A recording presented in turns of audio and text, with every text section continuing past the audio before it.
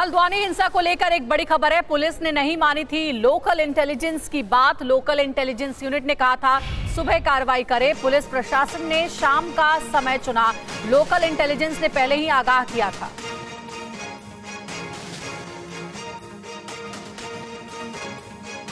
ये देखिए, आपको डॉक्यूमेंट्स भी दिखा रहे हैं। दरअसल लोकल इंटेलिजेंस ने पहले ही आगाह किया था और सुबह कार्रवाई करने के लिए कहा गया था, लेकिन सतर्कता जितनी दिखानी चाहिए थी वो सतर्कता नहीं दिखाई गई। पुलिस प्रशासन ने सुबह की जगह शाम का समय चुना। तो ये एक नई और बड़ी बात हल्द्वानी हिंसा में पता चली है। देखिए, एलआईयू ने 31 जनवरी को अलर्ट भेजा था, 2 बार अलर्ट किया था और वही 2 और 3 फरवरी को भी अलर्ट किया गया था। बावजूद इसके जब सुबह में कहा गया था कि आप अलर्ट पर रहिए और जांच करिए, तो उस दौरान ये बात ना मान करके शाम का वक्त चुना गया। और देखिए, डॉक्यूमेंट जो सामने आया है, एलआईयू की जो रिपोर्ट है, उससे ये साफ पता चल रहा है।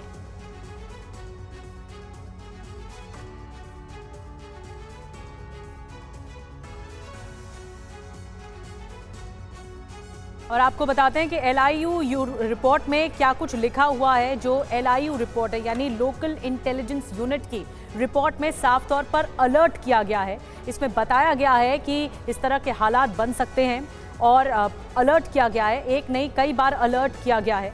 अतिक्रमण हटाने की कार्रवाई होगी, सुबह के वक्त हो, कार्रवाई के दौरान लोगों की उपस्थिति ज़रूरी है, कार्रवाई वाली जगह के पहले वीडियोग्राफी हो। ये सब बातें इस रिपोर्ट में कही गई हैं। अभिजीत ठाकुर और ज़्यादा जानकारी के साथ हमारे साथ जुड़ गए हैं। अभिजीत, एलआईयू रिपोर्ट के आधार पर ये बात निकलकर सामने आई है कि पहले भी अलर्ट किया गया था, जो एनक्रोचमेंट हटाने पहुंचेगी टीम या फिर वहां पर लोगों की उपस्थिति होनी चाहिए, हालात थोड़े तनावपूर्ण हो सकते हैं, इस बारे में अलर्ट हुआ था इंटेलिजेंस की तरफ से।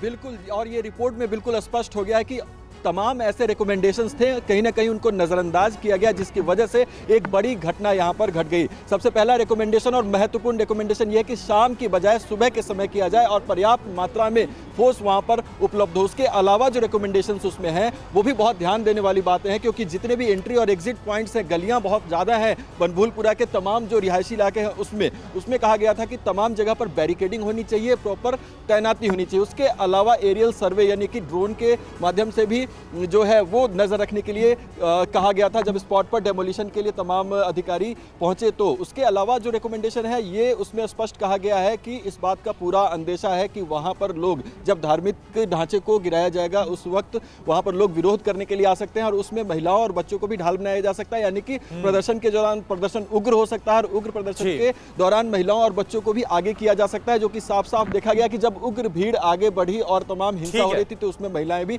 शामिल थी, तस्वीरें भी सामने आई है। तो ऐसे तमाम रिकमेंडेशन जो है वो लोकल इंटेलिजेंस की तरफ से दिए गए थे, लेकिन जब लोकल इंटेलिजेंस यूनिट है उसकी तरफ से ये सारी जो बातें हैं वो पहले ही कह दी गई थी, आगाह किया गया था। अभिजीत, आप बने रहिए हमारे साथ। एक और बड़ी खबर क्या आ रही है आपको बता दें। हल्द्वानी हिंसा में मजिस्ट्रेट जांच के आदेश दिए गए हैं। कुमायूं के कमिश्नर को जांच का आदेश दिया गया है। 15 दिन में हल्द्वानी हिंसा की जांच रिपोर्ट भी सौंपी जाए, ये कहा गया। मुख्य सचिव ने हिंसा की जांच का आदेश दिया है।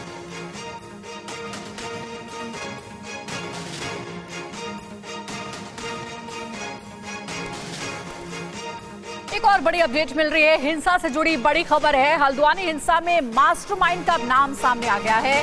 अब्दुल मलिक है हल्द्वानी हिंसा का मास्टरमाइंड। पुलिस के रडार पर अब्दुल मलिक पर एनएसए लगाने की तैयारी है। तो ये देखिए, अब्दुल मलिक की तस्वीर भी आपको दिखा रहे हैं। फिलहाल अब्दुल मलिक की तलाश की जा रही है। हिंसा का मास्टरमाइंड कहा जा रहा है अब्दुल मलिक, और साथ ही इसके साथ कुछ और लोगों के हिंसा को उकसाने की भी आशंका पुलिस को मिल रही है और इसीलिए अब पुलिस इसकी तलाश में जुटी हुई है। अभिजीत, हमारे सहयोगी हमारे साथ जुड़े हुए हल्द्वानी से, सीधे उनका रुख करेंगे। अभिजीत, अब्दुल मलिक का नाम सामने आया है, उसकी तस्वीर भी हम दिखा रहे हैं और इसे ही हिंसा का मास्टरमाइंड कहा जा रहा है। और सिर्फ यही नहीं, बल्कि इसके साथ कुछ और भी लोग जुड़े हो सकते हैं। अब्दुल मलिक इस वक्त कहां है? पुलिस इसकी तलाश कहां कर रही है?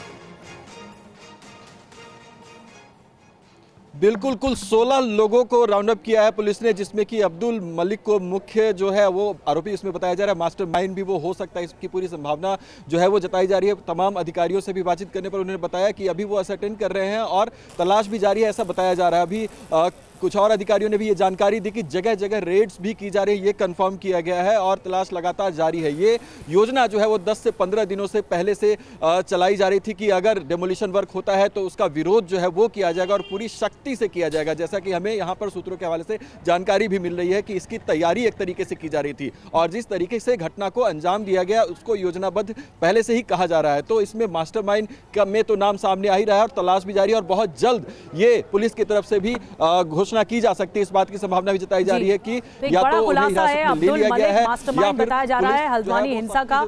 और जैसा कि अभिजीत बता रहे हैं 16 लोगों के खिलाफ एक्शन हो सकता है, 16 लोगों की तलाश की जा रही है अब्दुल मलिक के साथ साथ। तो एक बड़ी कार्रवाई, हल्द्वानी के आरोपियों की तलाश तेज हो चुकी है। हल्द्वानी में अब तक 5 आरोपी गिरफ्तार किए जा चुके हैं। जो जानकारी मिल रही है अरशद और जावेद भी गिरफ्तार किए गए हैं। करीब 50 लोग हिरासत में लिए गए हैं।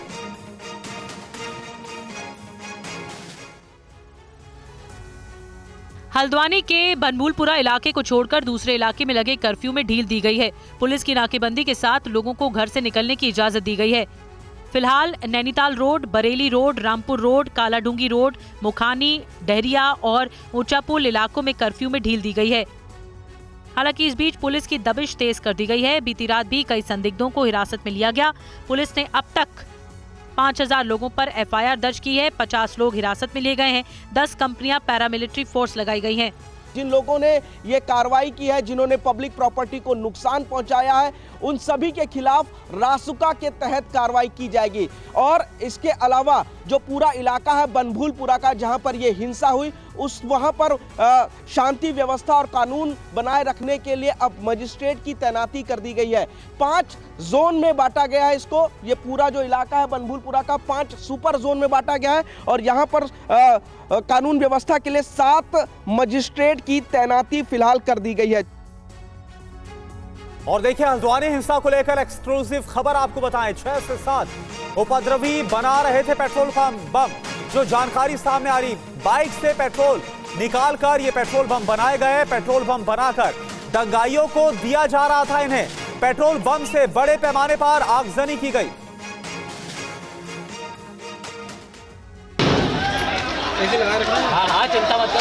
हल्द्वानी हिंसा की जांच जैसे जैसे आगे बढ़ रही है, उपद्रव से जुड़े बड़े खुलासे हो रहे हैं। पुलिस अब उन आरोपियों की तलाश कर रही है जिन्होंने पेट्रोल बम बनाया और हिंसा करने वालों के हाथों में थमाया। जांच में पता चला है कि इन उपद्रवियों ने आसपास खड़ी बाइक से पेट्रोल निकालकर पेट्रोल बम बनाए थे। इन्हीं लोगों ने बनभूलपुरा इलाके में बाइक के पेट्रोल पाइप काटकर उनमें आग लगाई थी। आरोप ये भी है कि इन्हीं उपद्रवियों ने थाने को भी आग के हवाले किया था। पुलिस अब 6 ऐसे उपद्रवियों को तलाश रही है जिन पर पेट्रोल बम बनाने का आरोप है। तफ्तीश आगे बढ़ी तो पुलिस के सामने करीब आधा दर्जन लड़कों के चेहरे सामने आ रहे हैं, जिसमें बताया जा रहा है कि इन लड़कों ने ही पेट्रोल बम बनाए थे और उन पेट्रोल बमों को उपद्रवियों के हाथ में दिए थे और उन पेट्रोल बम के जरिए उपद्रवियों ने फिर आगजनी की थी, सरकारी और प्राइवेट गाड़ियों में आग लगाई थी और यहां तक कि उन्हीं पेट्रोल बम के जरिए बनभूलपुरा थाने को भी जला दिया गया था। हल्द्वानी हिंसा के बाद उत्तराखंड यूपी बॉर्डर पर हाई अलर्ट जारी किया गया है और सोशल मीडिया पर कड़ी निगरानी रखी जा रही है। और वहीं हल्द्वानी हिंसा पर मुख्यमंत्री पुष्कर सिंह धामी ने कहा है कि सुनियोजित साजिश के तहत हिंसा की गई, गुनहगारों से ही नुकसान की भरपाई होगी। उत्तराखंड राज्य का जो माहौल है उसको खराब करने का कुछ लोगों ने काम किया है। उनके खिलाफ कानून सख्ती से काम करेगा और पूरी घटना के जो वीडियो फुटेज हैं वो निकाले जा रहे हैं। जिन लोगों ने भी सरकारी संपत्ति को और जो लोगों की निजी संपत्ति है उसको नुकसान पहुंचाया है, उन्हीं से उनकी भरपाई होगी। इसमें हमने 5 लोगों को राउंड अप कर लिया, अरेस्ट कर लिया है और बाकी के खिलाफ जो है पुलिस टीम लगातार दबिश दे रही है, शीघ्र ही उन लोगों को भी अरेस्ट कर लेंगे। संबंध में जितनी भी सीसीटीवी फुटेज है उनके चेक किए जा रहे हैं और उनकी सत्यापन की कार्रवाई की जा रही है। उनको शीघ्र ही उनके नाम पता तस्दीक करके उनको आइडेंटिफाई करके उनके खिलाफ कार्रवाई की जाएगी। मृतक इस पूरे प्रकरण में अभी तक 5 रिपोर्टेड हैं। 5 लोगों की मृत्यु हुई है और इसके अलावा 3 लोग सीरियसली इंजर्ड हैं जो कि सुशीला तिवारी हॉस्पिटल में है। इसके अलावा बाकी पुलिसकर्मी बहुत घायल हैं, वो लोग माइनर इंजरी के शिकार हैं और उन लोगों को डॉक्टर ने मेडिकल असिस्टेंस देने के बाद अपने घर पर रेफर कर दिया है। और हल्द्वानी हिंसा केस में पुलिस का एक्शन भी जारी है। आरोप ये लग रहे हैं कि ये हिंसा प्रायोजित थी, जिसका जमीयत उलेमा हिंद ने खंडन किया है। हल्द्वानी हिंसा मामले में पुलिस ने अब तक 19 नामजद एफआईआर दर्ज की है। अब तक कई लोगों की पहचान कर उन्हें हिरासत में लिया जा चुका है। पुलिस ने हिंसा से जुड़ी 3 एफआईआर दर्ज की है। हल्द्वानी हिंसा को प्रायोजित भी बताया जा रहा है, जिसके लिए पहले से तैयारी करने का आरोप लग रहा है। इस आरोप का जमीयत उलमाए हिंद ने खंडन किया है। जमीयत के मौलाना मुकीन ने दावा किया है कि मदरसा हटाने को लेकर प्रशासन से बातचीत बेनतीजा रही। उसके बाद हालात बिगड़ गए। मौलाना मुकीन ने कहा कि हिंसा अचानक हुई, इसको लेकर कोई योजना नहीं बनाई गई थी।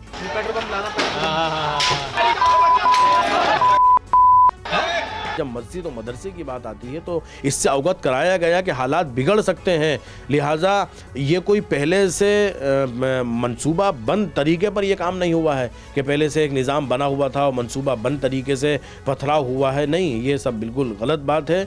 जब मौके पर वहाँ मस्जिद मदरसे पर डेमोलिश की कार्रवाई की गई तो किन लोगों ने पत्थरबाजी शुरू करी, जिसके नतीजे में हमारे पुलिसकर्मी भी घायल हो गए और जनता भी घायल हुई, जिसका आज ये सब कुछ हम देख रहे हैं।